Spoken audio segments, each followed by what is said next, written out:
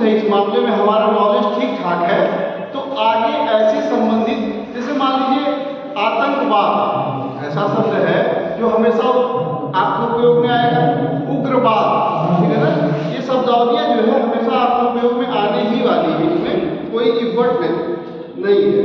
हाँ, कुछ नए शब्दावली जैसे आ गए, जैसे मैं आपको बताऊंगा, मैंने शायद चीजें रखा हुआ अपने पास, जैसे आ गया प्रिजनर्स डायलेमा।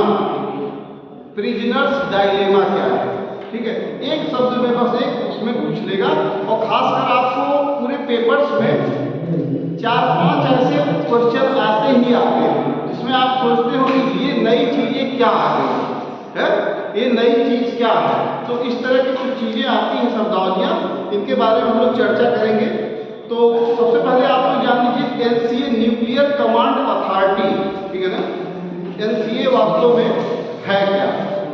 एनसीए तो नाभिकीय कमांड प्राधिकरण, NCA, NCA nuclear command authority,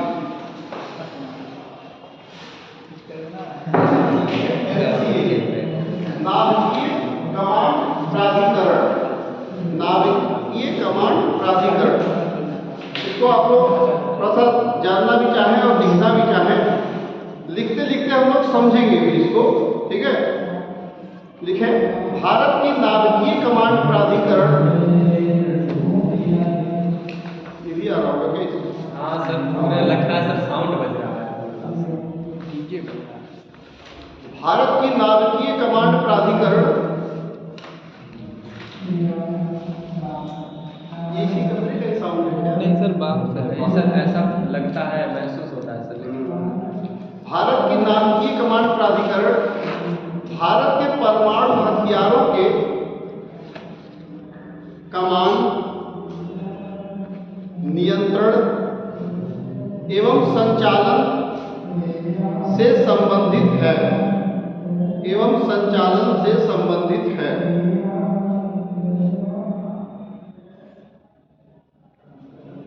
से संबंधित है नहीं, से संबंधित निर्णयों के लिए निर्मित प्राधिकरण, से संबंधित निर्णयों के लिए निर्मित प्राधिकरण है। आप लोगों ने वो सुना है कि एक बैग होता है उनके पास, अमेरिकन राष्ट्रपति के पास बैग, न्यूक्लियर है, उसको पावर बटन कहते हैं, पावर बटन टाइप का है ना। तो ऐसे ही मतलब न्यूक्लियर के मामले में उनके पास एक अथॉरिटी होती है, एक अथॉराइज्ड पर्सन होते हैं, जो हर कोई उसका इस्तेमाल नहीं करता है। तो अपने भी देश में एक एनसीए, एक अथॉरिटी बनी हुई है जिसको न्यूक्लियर कमांड अथॉरिटी करते हैं। अब हर किसी के हाथ में मान लीजिए न्यूक्लियर कमांड आ जाए, तिरंगा वो भी आपने देखा है ना, उसमें क्या है कि वो ब्रिगेडियर जो होता था सुखदेव सिंह, वो क्या करता था, उसको मतलब दूसरे किसी गलत लोगों के हाथ में वो बम और वो न्यूक्लियर सारी व्यवस्था बटन टीम ना पहुंच जाए, उसके लिए बड़ा संघर्ष करता है ना। तो ये चीज है कि न्यूक्लियर कमांड प्राधिकरण, इससे आपको याद रहेगा न्यूक्लियर कमांड प्राधिकरण, इसकी जरूरत हमारे देश को पड़ी, न्यूक्लियर कमांड प्राधिकरण की। तो इसमें है, इसके बाद अगला पॉइंट है एनसीए की शीर्ष, एनसीए की शीर्ष राजनीतिक परिषद है, शीर्ष राजनीतिक परिषद है जिसके प्रमुख प्रधानमंत्री होते हैं। पहला पॉइंट क्या मिला हमें कि इसके प्रमुख कौन होते हैं? प्रधानमंत्री होते हैं। न्यूक्लियर कमांड अथॉरिटी के प्रमुख जो होते हैं प्रधानमंत्री होते हैं, और उसमें रक्षा गृह, और उसमें रक्षा गृह और विदेश मंत्री, और विदेश मंत्री, साथ ही सुरक्षा प्रबंध मंत्रिमंडलीय, साथ ही सुरक्षा प्रबंध मंत्रिमंडलीय समिति के सभी मंत्रीगण, समिति के सुरक्षा प्रबंध मंत्रिमंडलीय समिति के कौन कौन होता है? रक्षा गृह और विदेश मंत्री, साथ ही सुरक्षा प्रबंध मंत्रिमंडलीय समिति के सभी मंत्रीगण सदस्य शामिल होते हैं, सदस्य शामिल होते हैं, शामिल होते हैं। अगला पॉइंट है राजनीतिक परिषद से नीचे, राजनीतिक परिषद से नीचे कार्यकारी परिषद होती है, कार्यकारी परिषद होती है, जिसके प्रमुख राष्ट्रीय सुरक्षा सलाहकार, कार्यकारी परिषद का जो प्रमुख होता है वो कौन होता है? राष्ट्रीय सुरक्षा सलाहकार कौन होता है? एनएसए, राष्ट्रीय सुरक्षा सलाहकार एनएसए जिसको बोलते हैं, ठीक है ना, नेशनल सिक्योरिटी एडवाइजर। आप लोग लिखना चाहें तो लिख भी लीजिएगा, नेशनल सिक्योरिटी एडवाइजर। और आपको आगे मैं इसके बारे में भी बताऊंगा कि जो नेशनल सिक्योरिटी एडवाइजर, जब मैंने आपको बताया था के सुब्रमण्यम की जो कमेटी जब उसमें की गई थी तो उस समय, हाँ, उसमें कारगिल समीक्षा समिति में तो बहुत सारी चीज़ों का उन्होंने समीक्षा करके अपने रिपोर्ट दिया था, जिसमें किसकी किसकी जरूरत पड़ी, जैसे सीडीएस का गठन हो गया, एनएसए टाइप के लोगों का। और अटल गवर्नमेंट में जब 1998 में पोखरण परमाणु परीक्षण जब हुआ था, सेकंड शक्ति जिसको कहते हैं ऑपरेशन शक्ति, तो उसी समय से शुरुआत उसकी हो गई, ठीक है ना। जैसे सबसे पहले ब्रजेश मिश्र जो सुरक्षा सलाहकार के रूप में रहे, फिर ऐसे ही उनके क्रम है, चौथे नंबर के लगभग के ये है कौन? अजीत डोभाल। मैं उनका पूरा एक क्रम लिखा दूंगा और काल सबका मैं लिखवा दूंगा, ठीक है ना। ये चीजें आप ध्यान रखिएगा। राजनीतिक परिषद से नीचे कार्यकारी परिषद होती है, लिखे आप लोग, जिसके प्रमुख राष्ट्रीय सुरक्षा सलाहकार होते हैं और जिसमें अन्य लोगों के अतिरिक्त, जिसमें अन्य लोगों के अतिरिक्त सेना के तीनों अंगों के प्रमुख,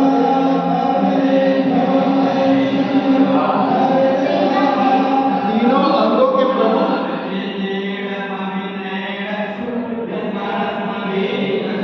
भारत के संविधान में इसी चीज पे बस रोक नहीं लग पा रहा है। ये किसकी आजादी है भाई? अभिव्यक्ति की आजादी है, जो वाचन कर रहे हैं, धर्म की उपासना की स्वतंत्रता। हाँ, धर्म की उपासना की स्वतंत्रता और अभिव्यक्ति की आजादी। आर्टिकल नंबर सर आर्टिकल 19 है सर, 19 अभिव्यक्ति की आजादी सर, आर्टिकल 19 अभिव्यक्ति की आजादी और 19 हाँ हाँ, इसी पे रोक नहीं लग पा रहा है। और इसमें अन्य लोगों के अतिरिक्त सेना के तीनों अंगों के प्रमुख, सेना के तीनों अंगों के प्रमुख, भारत के strategic forces commander, strategic forces command,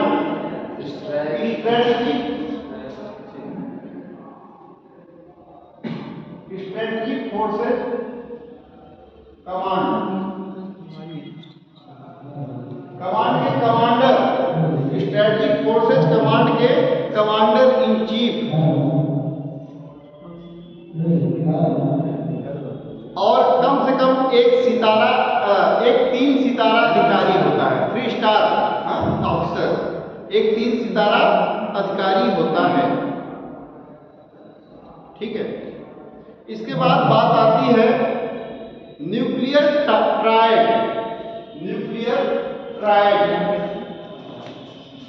nuclear triad,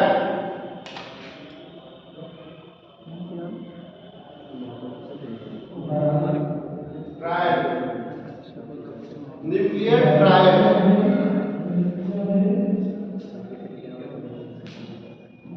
nuclear triad क्या होता है भाई?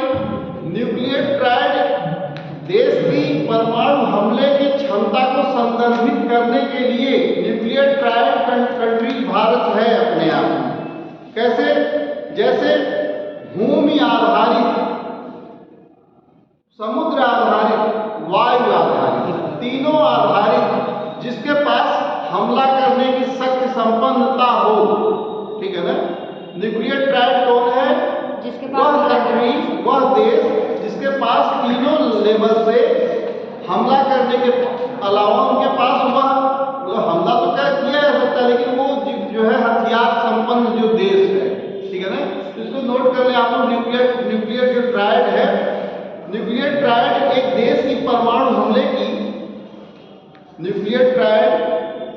एक देश की परमाणु हमले की क्षमता को संदर्भित करता है। परमाणु हमले की क्षमता को संदर्भित करता है। यदि कोई देश जल, थल और वायु, यदि कोई देश जल, थल और वायु तीनों जगहों से परमाणु हमले करने में सक्षम होता है, तो परमाणु हमले करने में सक्षम होता है तो उसे न्यूक्लियर ट्रायड देश कहा जाता है। वास्तव में ये जो शब्दावलियां हैं ना, आपके कथन और कारक में बहुत ज्यादा आते हैं, क्योंकि यह देखा जाता है कि क्या आप इन शब्दों से वाकिफ हैं कि नहीं वाकिफ हैं, और इनके संदर्भ में, इन शब्दों के संदर्भ में आप इनके कहे गए वाक्यांश को कितना एक्सेप्ट करते हैं, कितना स्वीकार करते हैं। मतलब जैसे इनके बारे में ये कह दिया जाएगा कि न्यूक्लियर ट्रायड बनना भारत के लिए भी एक अपने आप में संपन्नता व्यक्त करता है। ठीक है, ये तो क्या हो गया, आपका कथन हो गया।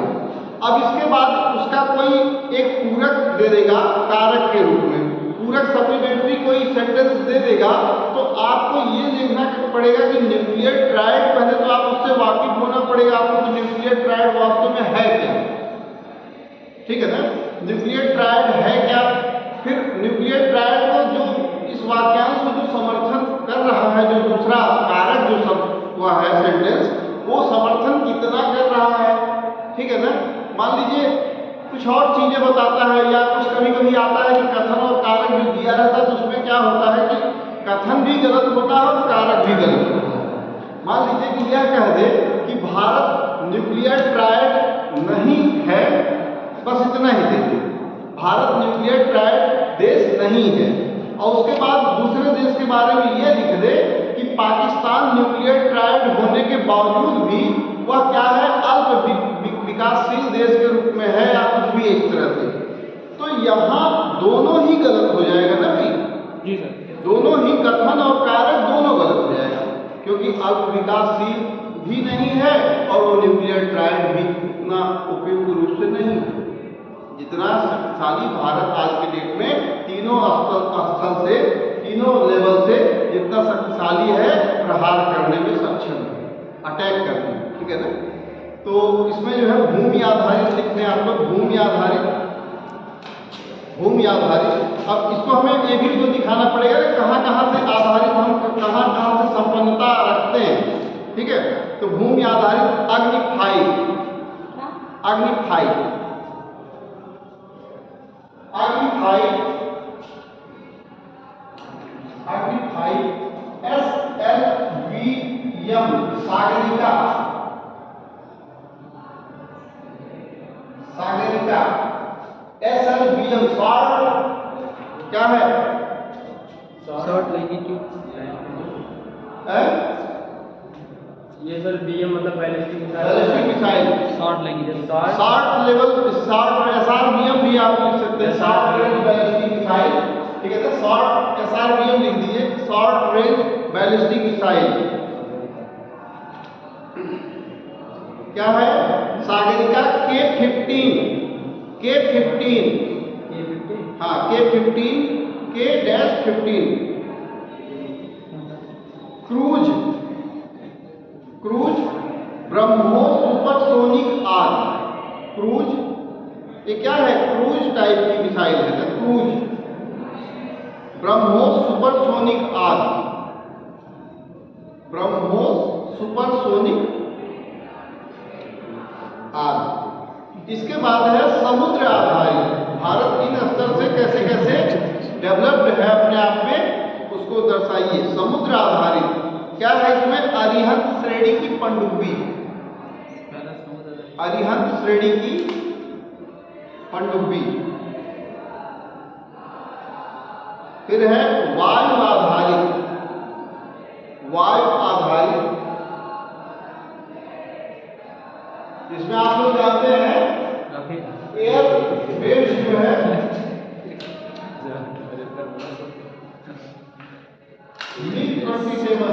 मिग 27 बस। 27।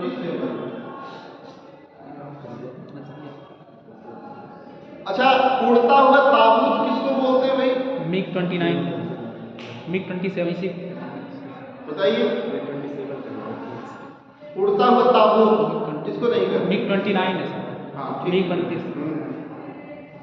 उड़ता हुआ ताबूत मतलब वो कार्य तो उसकी कार्य क्षमता बहुत तगड़ी है, बहुत अच्छी है, बहुत सारे मैन पावर्स का एक जगह से दूसरी जगह लेके चली जाएगी। अभी ऑपरेशन जो शक्ति और देवीय शक्ति और जो भी चीजें किया गया, एक तरह से मिग की हेल्प ली गई। ऑपरेशन गंगा में बहुत सारे लोगों को एक साथ बिठाया, उठा के अपने देश में रख दिया, लेकिन उसमें उड़ता हुआ ताबूत इसलिए कहते हैं उनके जो सिस्टम है, इंजन बड़े जल्दी फेल हो जाते हैं। बहुत पुरानी है। ठीक है ना। ये इनका जो मतलब है मेथोडोलॉजी। अब अच्छा, एक चीज़ और है, आप लोगों को ये सब भी थोड़ा ध्यान देना पड़ेगा। मैं समय समय वो सब सारी बातें आप लोगों को बताऊंगा। कौन कौन से आर्मामेंट्स किस किस देश के हैं, ठीक है ना। कौन कौन से आर्मामेंट्स, जैसे कौन कौन से हमने अरिहंत श्रेणी, अरिहंत चीजें भारत का स्वदेशी निर्मित जो है, और भी मिग है तो उसके कौन कौन से किस देश से दिया गया, रशियन से, फ्रांस से, कहाँ से, ठीक है ना। तो इन सब चीज़ों से बारे में मैं पूरी लिस्ट आपको पूरा दूंगा, वो सब चीज़ें आप लोग देख लीजिएगा, इम्पॉर्टेंट है। वायु आधारित हो गया भाई। अब हम लोग थोड़ी सी बात करते हैं जैविक हथियार अधिवेशन पे। जैविक हथियार convention, biological weapons convention, biological weapons convention, biological weapons convention, जैविक हथियार अधिवेशन, जैविक हथियार अधिवेशन।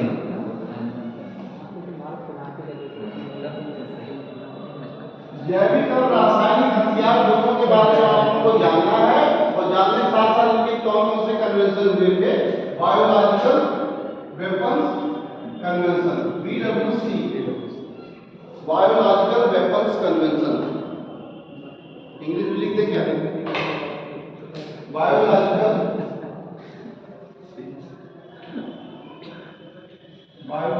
Weapons convention.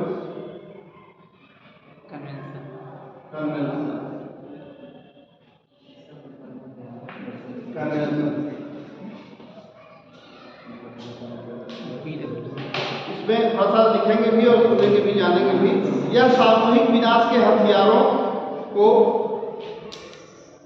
यह सामूहिक विनाश के हथियारों को एक पूरी श्रेणी के विकास, उत्पादन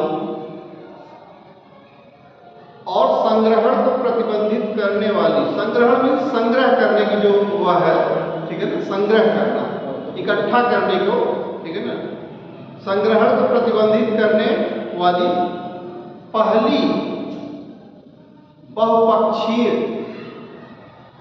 निरस्त्रीकरण संधि है। डिसआर्मामेंट कन्वेंशन है, ट्रीटी है।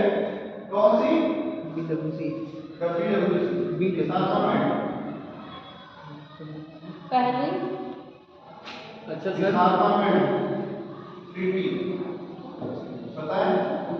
सर कह रहे हैं कि सर जैसे अमेरिका के पास पावर बटन है, वैसे क्या भारत के पास भी है सर? पावर पावर बटन जो आप कह रहे हैं कि जो मतलब लेके चलते हैं वहाँ के राष्ट्रपति, हाँ उस टाइप का क्या भारत में है? नहीं, इस तरह से नहीं है।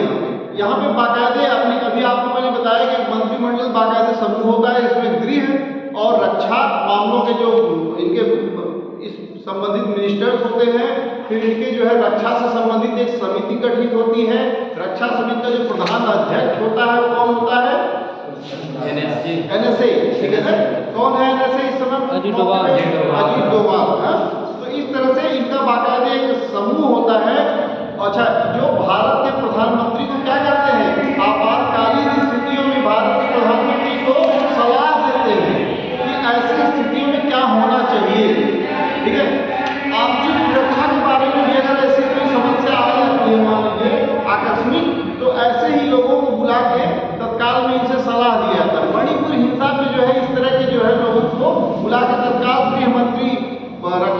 प्रधानमंत्री और बाकायदे प्रधानमंत्री सभी लोग बैठते हैं और ऐसे जो है लोगों को वहाँ पे एक्सपर्ट्स को बुला के बाकायदे एक कमेटी होती है, कमेटी के द्वारा ही तभी जो है, हाँ ये अलग चीज़ है कि प्रधानमंत्री के पास पावर है, लेकिन इनके द्वारा जो सुझाए गए जो नीति निर्णय होंगे सर्वमान्य होंगे, उसी को वो करेंगे फॉलो, ठीक है ना, ये चीज़ है। तो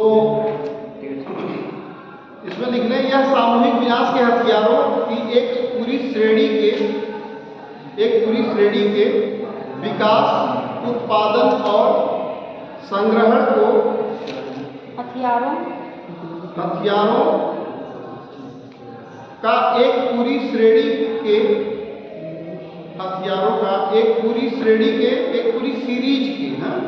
विकास, उत्पादन और संग्रहण को, सर ये बोल चुके हैं, लिख चुके हैं।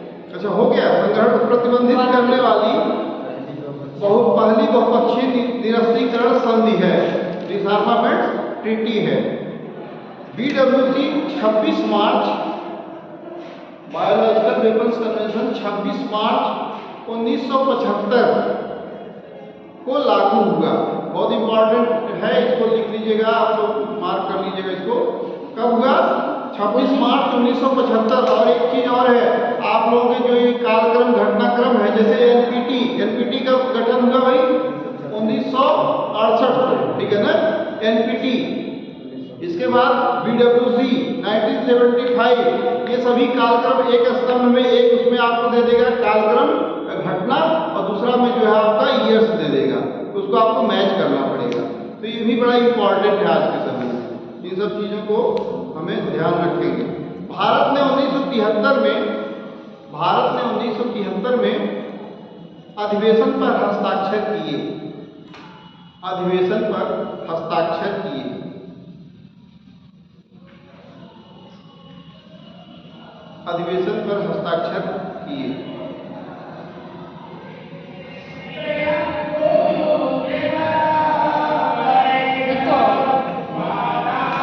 इसके बाद थोड़ा सा आप लोग लिखेंगे BWC प्रतिबंध,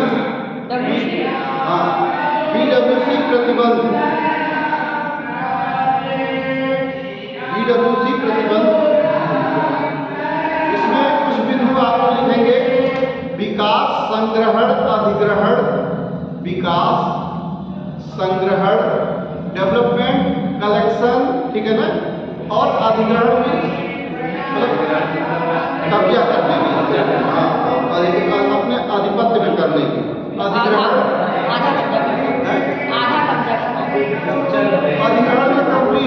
अधिग्रहण मीन्स होता है अपने अधिकार में ग्रहण कर लेना।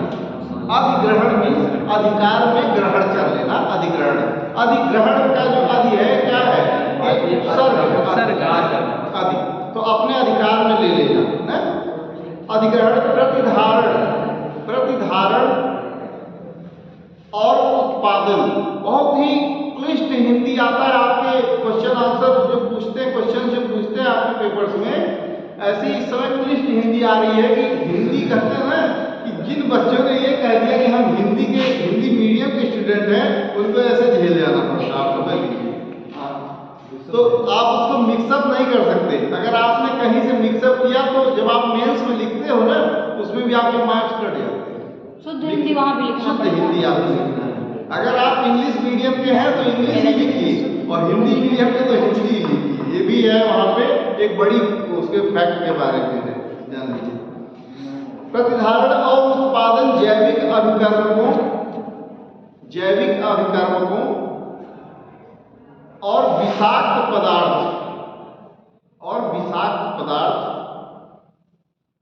जिनका रोग निरोधी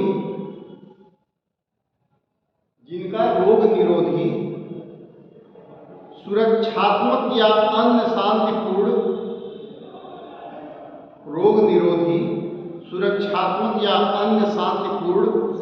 उद्देश्यों के लिए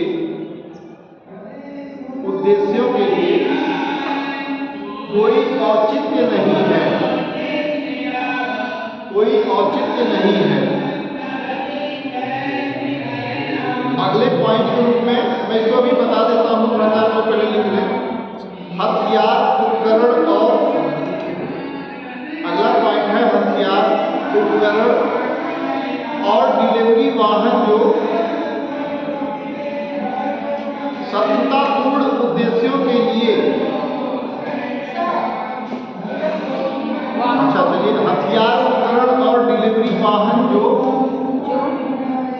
शत्रुतापूर्ण उद्देश्यों के लिए, क्या सामान है? शत्रुतापूर्ण उद्देश्यों के लिए या सशस्त्र संघर्ष में ऐसे एजेंटों, उद्देश्यों के लिए या सशस्त्र संघर्ष में ऐसे एजेंटों या विषाक्त पदार्थों का उपयोग करने के लिए डिजाइन किए गए हैं। अब आपसे अगर पूछा जाए डब्ल्यू ये जो है जैविक हथियार के रूप में क्या है तो कुछ बताएंगे? बताइए भाई, बायोलॉजिकल वेपन्स क्या हो सकते हैं? सर जैसे भी कोविड का था वो भी कह सकते हैं जैविक हथियार। बिल्कुल, वेरी गुड, बहुत अच्छा उदाहरण है। कोविड का ये जो कोरोना का जो वायरस है, ये भी एक प्रकार के चाइना के द्वारा दिया गया, एक तरह से विश्व को उनके मुद्रास्फीति के अंदर बहुत डाउन गिरा देना, उनके बाजार मंदी ला देना पूरे विश्व में व्यापक रूप से, ऐसे बायोलॉजिकल जो वेपन्स हैं। इसके अलावा और बताइए जो युद्धों में जो प्रयोग किए गए खुले तौर पे।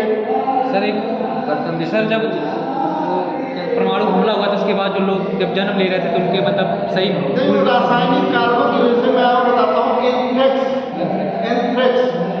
या चेचक के वायरस, ये क्या करते थे, ये बम के गोले टाइप में बांध के ऐसे जो है और शत्रु के ठिकाना में फेंक देना, उससे क्या होता था, चेचक, एंथ्रेक्स, इससे जो है प्रभावित हो जाते थे कौन, सैनिकों में महामारी फैलने लगती थी, ठीक है ना, बहुत सारी स्किन डिजीजेस से रिलेटेड उनके वायरस।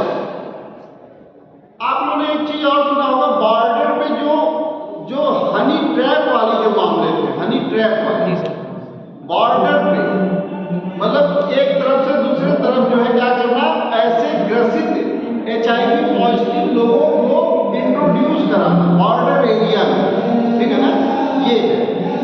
तो इस तरह से जो है बायोलॉजिकल वेपन के रूप में इनका उपयोग किया गया, ठीक है ना, का उपयोग करने के डिजाइन किए गए हैं। हो गया भाई, डिजाइन किए गए हैं। इसके बाद है ऊपर वर्णित अभिकर्म को, क्या सर? ऊपर वर्णित अभिकर्म को थोड़ा सा और आगे, अच्छा चलिए ठीक, ऊपर वर्णित अभिकर्म को विषाक्त पदार्थों, हथियारों, उपकरणों और वितरण वाहनों को प्राप्त करना या इसके सहायता देने पर प्रतिबंध, प्राप्त करना या इसके सहायता देने पर प्रतिबंध, इसके सहायता देने पर प्रतिबंध, ठीक है ना। अब अगली शब्दावली आ रही है प्रिजनर्स डायलेमा। प्रिजनर्स डायलेमा क्या है, बहुत ही इंपॉर्टेंट है आप लोगों के लिए शब्दावलियां, और आगे कम से कम 4-5 सालों तक आपका पीछा नहीं छोड़ने वाली है शब्दावली, ठीक है ना। ये तो आज पूरा करके ही छोड़ेंगे पाने के लिए। प्रिजनर्स डायलेमा, मजा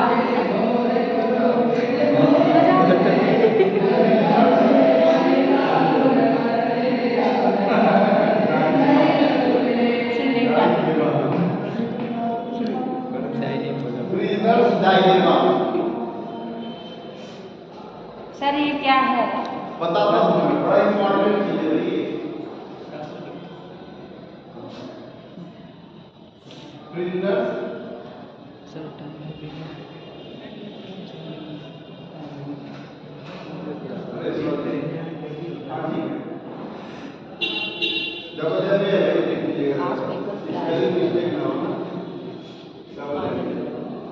प्रिजनर्स डायलेमा लिख लीजिए, फिर मैं समझा देता हूँ, या जब लिखेंगे तो आप लोग फिर समझेंगे, फिर मैं और चीजें बता देता हूँ आप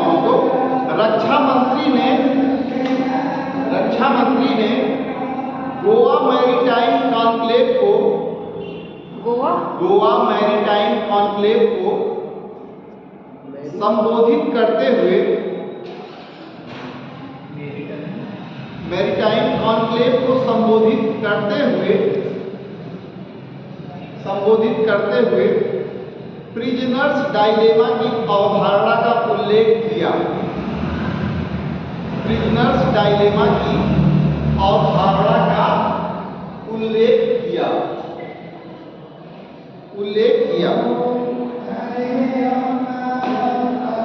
प्रिजनर्स डायलेमा गेम थ्योरी में प्रिजनर्स डायलेमा गेम थ्योरी में सबसे लोकप्रिय गेम्स में से एक है। अब यहाँ प्रिजनर्स डायलेमा भी अभी क्लियर नहीं हुआ और बीच में एक चीज आ गई गेम थ्योरी, ठीक है ना। प्रिजनर्स डायलेमा क्या है, आज समझेंगे प्रिजनर्स डायलेमा और गेम थ्योरी दोनों, ठीक है ना। तो सबसे लोकप्रिय गेम्स में से एक है, ठीक है ना। अब इसके बाद अगला पॉइंट है, यह अवधारणा निर्णय प्रक्रिया में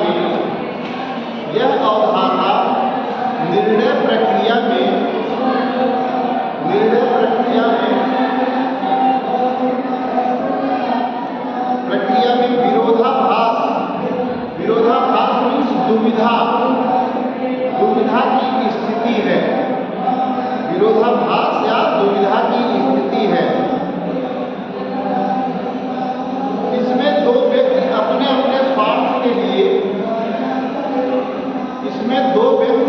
अपने स्वार्थ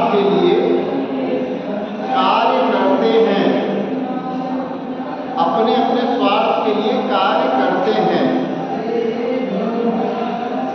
इसमें सर्वोत्तम परिणाम प्राप्त नहीं होते हैं।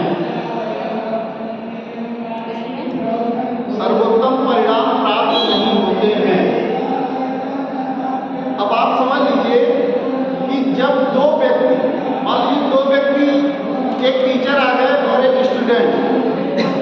टीचर का यहाँ ये मतलब है मोटिव कि हमको सिर्फ क्या करना है, यहाँ पे पैसे कमाना है, पढ़ाना नहीं। पढ़ाना होता तो मान लीजिए उद्देश्य की पूर्ति तो हो ही जाएगी।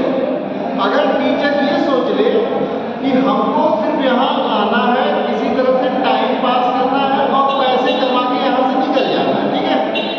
स्टूडेंट क्या सोच रहा है कि हमको यहाँ आना है, अटेंडेंस बनाना है उसमें सीट में, और बनाते हुए कुछ देर 1 घंटे यहाँ बैठना है। पिताजी को भी लगे कि हमारा बच्चा वहाँ गया, लेकिन यहाँ घुसे या न घुसे उससे कोई मतलब नहीं। अब यहाँ देखिए लर्नर और जो वह है पढ़ाने वाले, लर्नर एक मतलब जब सीखने वाले हैं और एक ट्यूटर, दोनों अपने अपने स्वार्थ में यहाँ परेशान है। ऐसे ये आर्मी के लिए भी ये शब्दावली सबसे सटीक बैठती है। आर्मामेंट्स के लिए, आर्म फोर्सेस के लिए, मतलब ये शुरुआत यहीं से हुई इसकी, जब रक्षा मंत्री ने प्रिजनर्स डायलेमा की जो बात किया और किसमें, गोवा मैरीटाइम कॉन्क्लेव में। अब आप सोचिए कि गोवा मैरीटाइम कॉन्क्लेव में जब रक्षा मंत्री ने प्रिजनर्स डायलेमा की बात किया तो वहाँ क्यों किया? इसीलिए किया कि शत्रु सेना को परास्त करने के लिए। अब ये कोई सोच ले, जनरल लेवल का जो अधिकारी है वो ये सोच ले कि हमको क्या करना, हमने तो सैनिक को आगे कर ही दिया है, और सैनिक ये सोचे कि हमको क्या करना, हम तो आगे पहुंच गए हैं, बाकी आदेश तो हो जाने के सारी जिम्मेदारी उनकी है। मतलब हर कोई अपने उत्तरदायित्व से भाग रहा है। हर कोई अपने उत्तरदायित्व से भाग रहा है। खाली क्या कर रहा हो, बस फॉर्मेलिटी कर रहा है, ड्यूटी निभा रहा है। भाई स्टूडेंट यही सोच रहा है कि हम आए, बैठे और निकल दिए। टीचर ये सोच रहा है आए, समय पास किए, पैसे अपने बने और निकल दिए।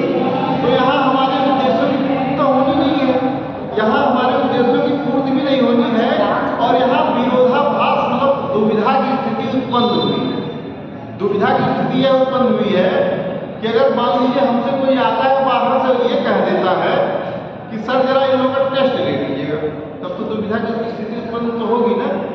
दुविधा की स्थिति कैसे उत्पन्न होगी? सर ने भी अपना काम सही से नहीं किया, इन्होंने तो पैसे बनाए, और बच्चों ने भी अपना काम सही से नहीं किया, इन्होंने भी अपने टाइम पास किया और निकल गए, तो दुविधा की स्थिति यहाँ उत्पन्न होगी ना। तो यही है प्रिजनर डायलेमा, अपने अपने कर्तव्यों का सही से निर्वहन न करना, और जब मुख्य वक्त आए, सही समय आए, तब आप अपने दुविधा की स्थिति में, विरोधाभास की स्थिति में आपको, अब आप ये सोचेंगे कि सर ने तो पढ़ाया ही नहीं ढंग से, हमने पढ़ा भी नहीं ढंग से, तो हम क्या करें। और सर ये सोचेंगे अरे यार हमने तो कहाँ पढ़ाया, हमने तो बस टाइम पास इस तरह से किया था और बच्चों को बस लिखवा दिया, छपवा दिया था, अब क्या होगा। तो दुविधा की स्थिति उत्पन्न हुई नहीं। यही है प्रिजनर डायलेमा, इसको बहुत ध्यान रखिएगा और कम से कम 4-5 वर्षों तक आपका साथ ही नहीं छोड़ने वाला है ये सब, ठीक है ना। इसमें थोड़ा सा और लिखे, यह अवधारणा निर्णय प्रक्रिया में हो गया क्या, लिख दिया क्या आपने।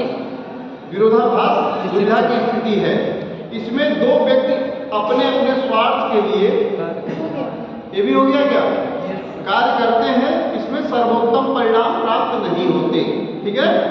अब इसके बाद गेम थ्योरी, यहाँ एक चीज आ गई, प्रिजनर डायलेमा सबसे लोकप्रिय गेम थ्योरी में से एक है, आपने जो लिखा है, आपने बीच में लिखा है। अब गेम थ्योरी क्या है, गेम थ्योरी के बारे में लिखिए अलग से, गेम थ्योरी क्या चीज है, ये सब चीजें बड़ा इंपॉर्टेंट है भाई, आपके कथन और कारक में बहुत पूछता होता है, इसको हम लोग थोड़ा सा परिचित रहें। यह रणनीति बनाने का विज्ञान है। गेम थ्योरी क्या है, स्ट्रेटेजिकल साइंस, ठीक है ना, स्ट्रेटेजिकल साइंस लिख लीजिएगा आप लोग उसमें, रणनीति बनाने का विज्ञान है। इसमें भागीदारी को, पार्टिसिपेशन को सर्वोत्तम परिणाम तक, भागीदारी को सर्वोत्तम परिणाम तक पहुंचने के लिए गणितीय और तर्कसंगत रूप से कार्यवाही हेतु निर्देशित किया जाता है, अब आप सोचें गेम थ्योरी ये कैसे हुआ। प्रिजनर्स डायलेमा के लिए सबसे लोकप्रिय गेम थ्योरी ये कैसे हुआ, ये भी जान लीजिए कि जैसे अगर लर्नर ये सोच रहा है कि हम वहां से आ ही रहे हैं जब और यहाँ बैठ ही रहे हैं, तो क्यों ना थोड़ा सा दिमाग लगा कि उस चीज को एक्सेप्ट नहीं कर रहे भाई, 2-3 काम तो हम कर ही रहे हैं, एक ही काम उसमें से अधूरा रह रहा है क्या, कि हम उसको ठीक से समझ लेते हैं भाई, जब सारे स्टेप्स हम प्रोसेस फॉलो कर रहे हैं तो एक ही और फॉलो कर लेते हैं, हमारा काम हो जाएगा। और टीचर भी ये सोच रहा है कि जब हम वहाँ से चल के आ रहे हैं, यहाँ मैं लर्नर और टीचर के रूप में एक उदाहरण दे रहा हूँ, आर्मी से या डिफेंस से रिलेटेड भी उदाहरण मैं आप लोगों को दे दूंगा अभी। तो टीचर क्या सोच रहे हैं कि हम जब वहाँ से आ ही रहे हैं, बच्चों को पढ़ा ही रहे हैं, उनके लिए जाके नोट्स ला ही रहे हैं, तो क्यों ना थोड़ा सा उनको अच्छे से समझाने का प्रयास कर दे, तो थोड़ा एक प्रयत्न और कर दे। तो यहाँ जो हुआ क्या हुआ, यहाँ तार्किक मेथड का प्रयोग किया गया, लॉजिकल रीजनिंग का एक तरह से प्रयोग किया गया। लॉजिकल मेथड हुआ ना कि अगर हम ये काम कर देते हैं तो कल को हमसे कोई कहेगा टेस्ट लेने के लिए, बड़े आराम से ले लेंगे और बच्चे बड़े आराम से ले लेंगे टेस्ट। तो जब दोनों का सामंजस्य यहाँ बना रहेगा तो ठीक है ना। तो यही है लॉजिकल थ्योरी, यही है गेम थ्योरी, इसको भूलिएगा नहीं आप, ठीक है ना। निर्देशित किया जाता है, कार्यवाही है निर्देशित किया जाता, हो गया ना। इसके बाद सैन्य युद्ध अभ्यास लिख लीजिए, करंट का भी जो जल्दी हाल ही में हुए नवंबर का जो है करंट है, थोड़ा सा क्या लिखा सर, सैन्य युद्ध अभ्यास, सैन्य युद्ध अभ्यास काजिन 2023, काजिन सैन्य युद्ध अभ्यास, सैन्य युद्ध अभ्यास काजिन 2023,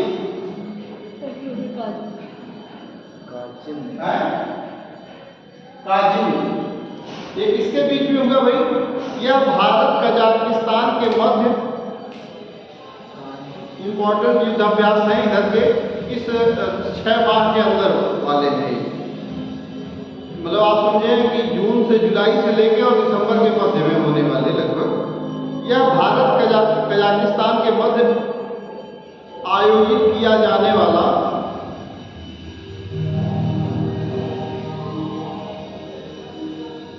एक वार्षिक संयुक्त सैन्य अभ्यास है।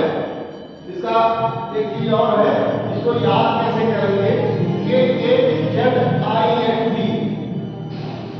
किए जाने वाला याद कीजिएगा।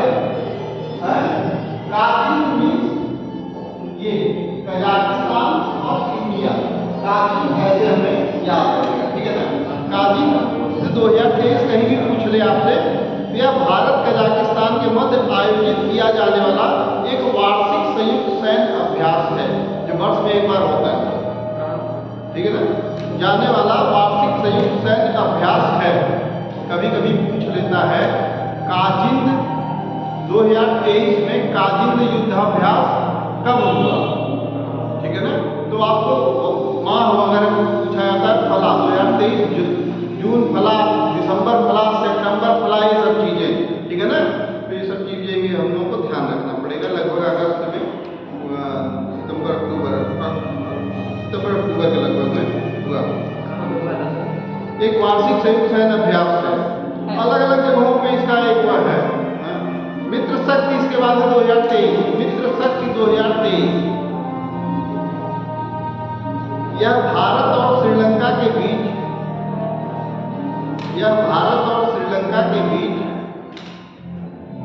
आयोजित होने वाला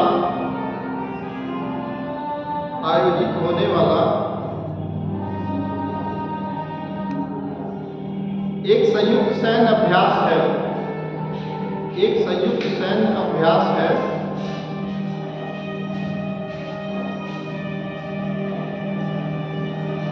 मित्र शक्ति, ठीक है ना, 2023।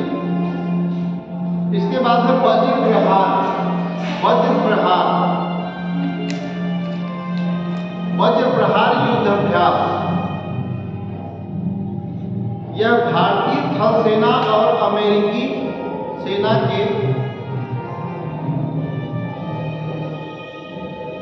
के विशेष बलों के बीच आयोजित,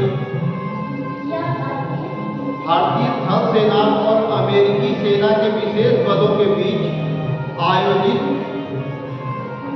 एक संयुक्त सैन्य अभ्यास है, एक संयुक्त सैन्य अभ्यास है।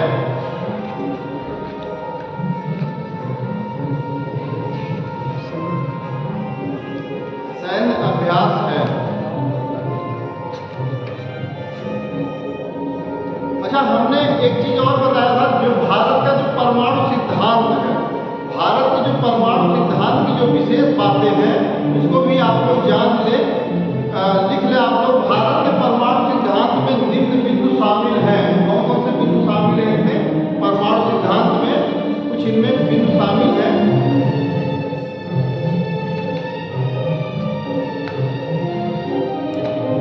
जैसे no first use policy, Bharat के परमाणु सिद्धांत, जैसे नो फर्स्ट यूज पॉलिसी,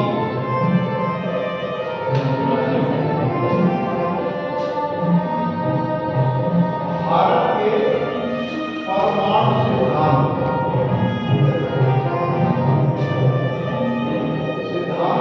पहला है नो फर्स्ट यूज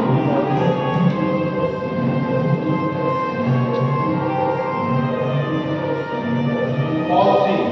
मतलब भारत का ये कहना है कि हम सबसे पहले अपने जितने भी हमारे पास सिद्धांत परमाणु है, हथियार है, हम उनका प्रयोग पहले नहीं करेंगे, ठीक है ना।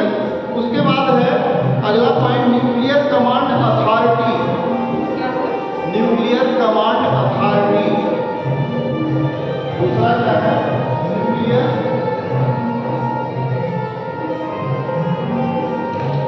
Command authority, nuclear command authority. इसके अंदर लिखिएगा, जवाबी हमले केवल नागरिक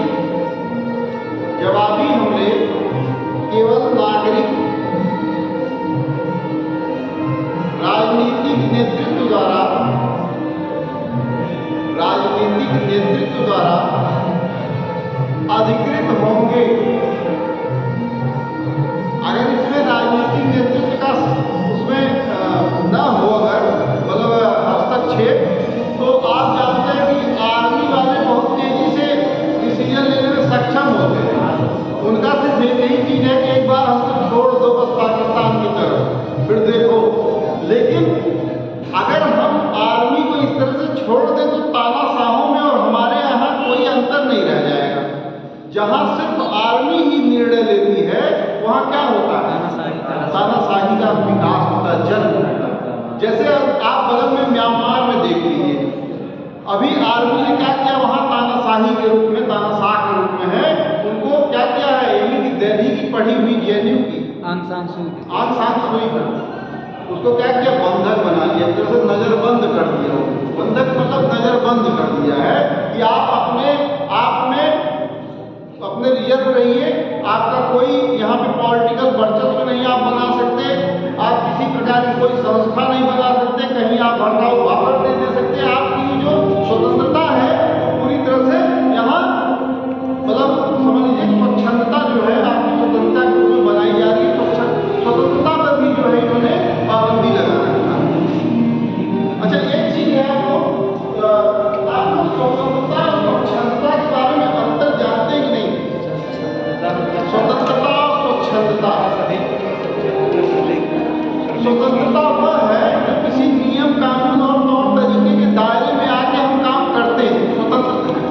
हम क्या है, भारत में स्वतंत्र हैं, जो किसी संविधान नियम कानून के तहत जो हम कार्य करते हैं, हम अपना जीवन जीते हैं। लेकिन स्वच्छंदता क्या है? स्वच्छंदता वह है कि अपने द्वारा व्यक्तिगत बनाया हुआ नियम तौर तरीका, इसमें एकदम मस्त खुला हुआ, किसी को जाओ गाली दे दो, किसी को जाओ मार दो, कहीं भी कोई भी कार्य कर दो, कोई कुछ भी नहीं इसमें उपलब्ध है, अपने द्वारा बनाया हुआ, बिना किसी नियम कानून संविधान को ताक में रखते हुए। वो क्या है? स्वच्छंदता। इन सब शब्दों का बड़ा हेर मेरे भाई थोड़ा समझना पड़ेगा ना। इसके बाद है न्यूक्लियर कमांड अथॉरिटी में आप लिखे, जवाबी हमले केवल नागरिक राजनीतिक नेतृत्व द्वारा अधिकृत होंगे, ठीक है ना।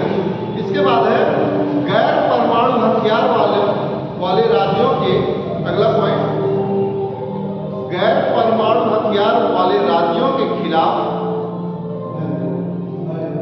परमाणु हथियारों का इस्तेमाल नहीं किया जाएगा, इस्तेमाल नहीं किया जाएगा। अब मान लीजिए नेपाल या भूटान जैसे राष्ट्र क्या करें, भारत की तरफ अगर मान लीजिए आप उठा दें, कोई ऐसा कृत्य कर दे, तो भारत ऐसा थोड़ी करेगा नेपाल या भूटान को उड़ा देगा, नहीं, क्योंकि उनके पास वेपन्स नहीं है, वेपन्स लेस है, वो हथियार विहीन राष्ट्र है। तो ऐसे में उनके ऊपर कोई ऐसा नहीं। लेकिन पाकिस्तान के पास हथियार बड़ा अच्छा भी है कि हमारा शत्रु हथियार से मतलब वो सुसज्जित है, मतलब वो संपन्न है। अगर वो हथियार अगर उठाया आज तो हम क्या करेंगे, तत्काल उसको जो है अटैक करेंगे। तो नो फर्स्ट यूज पॉलिसी के तहत एक काम करना है, लेकिन पहले वो क्यों करेगा तभी हम करेंगे, ठीक है ना। तो मैंने आप लोगों को बताया था कि ऐसे मिसाइल्स जब पाकिस्तान और लोग जब चाइना जब उसका विकास कर रहे थे, किसका, जब मिसाइल्स का, तब भारत क्या कर रहा था, एंटी बैलिस्टिक मिसाइल का विकास कर रहा था। क्योंकि भारत शुरू से क्या रहा है, अपना वह मतलब आक्रामक न होकर सुरक्षात्मक दृष्टि से अपनी रवैया भारत ने हमेशा अपनाया है, ठीक है ना। तो वह क्या कर रहा था उस समय 2010 तक जाते इसने भारत ने क्या किए थे, एंटी बैलिस्टिक मिसाइल को डेवलप कर दिया था। अब चीन और पाकिस्तान में हम फेल हो गए ना, उन्होंने सारे हथियार बना डाले और इसने क्या किया, एंटी बैलिस्टिक मिसाइल बना दिया। अब वो धारा का धारा रह गया, बेकार तो हो गया ना उसका हथियार, क्योंकि इसने उस चीज को काट निकाल दिया कि वो अगर उधर से मिसाइल दागते हैं तब तक एंटी बैलिस्टिक मिसाइल बीच में इनको समाप्त कर देगा। एंटी बैलिस्टिक इनके रडार प्रणाली इतने सक्रिय है कि क्या करेंगे, रडार के जल में आते ही 5000 किलोमीटर पहले से ही रडार इतना एक्टिव है कि क्या करेगा, आने वाली मिसाइल्स का पता लगा के कंट्रोल रूम को तत्काल सिग्नल भेजेगा कि इस तरह से कोई शत्रु मिसाइल हमारे एरिया में प्रवेश कर रहा है। और भारत द्वारा विकसित की गई क्या है, एंटी बैलिस्टिक मिसाइल तत्काल छोड़ी जाएगी और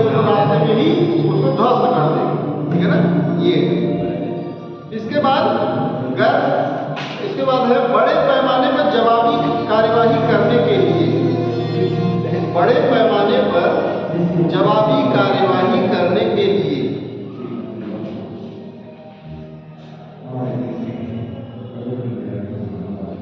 ठीक है ना? बस इतना ही है कि इनके परमाणु सिद्धांत में इतने सारे बिंदु हैं, ये सब चीजें हमको जानकारी रखना ही चाहिए। ठीक है ना? और एक चीज और है, थोड़ा सा इसके बारे में लिख लेंगे आपको। रासायनिक हथियार क्या चीज है? रासायनिक हथियार, रासायनिक हथियार, केमिकल वेपन्स। केमिकल वेपन्स थोड़ा सा हम लोग इसके बारे में लिख लेते हैं। रासायनिक हथियार ऐसा रसायन होता है, रासायनिक हथियार ऐसा रसायन होता है जिसका उपयोग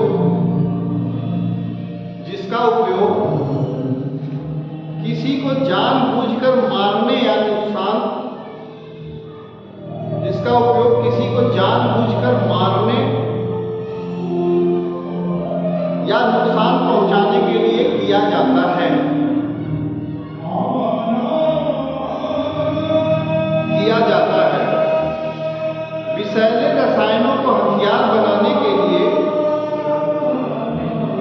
विषैले रसायनों को हथियार बनाने के लिए विशेष रूप से डिजाइन किए गए, हथियार बनाने के लिए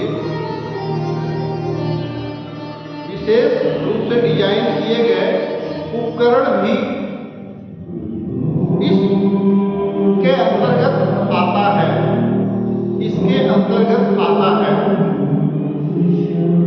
रासायनिक हथियार कौन कौन से हैं भाई? रासायनिक हथियार जैसे सीरीन, सीरीन, सीरीन, हाँ सीरीन, जो सब जहरीली गैस है। सीरी क्या होता है? सीरीन एक प्रकार का रासायनिक केमिकल वेपन है। इसके अलावा TNT, try nitrotoluene, TNT, try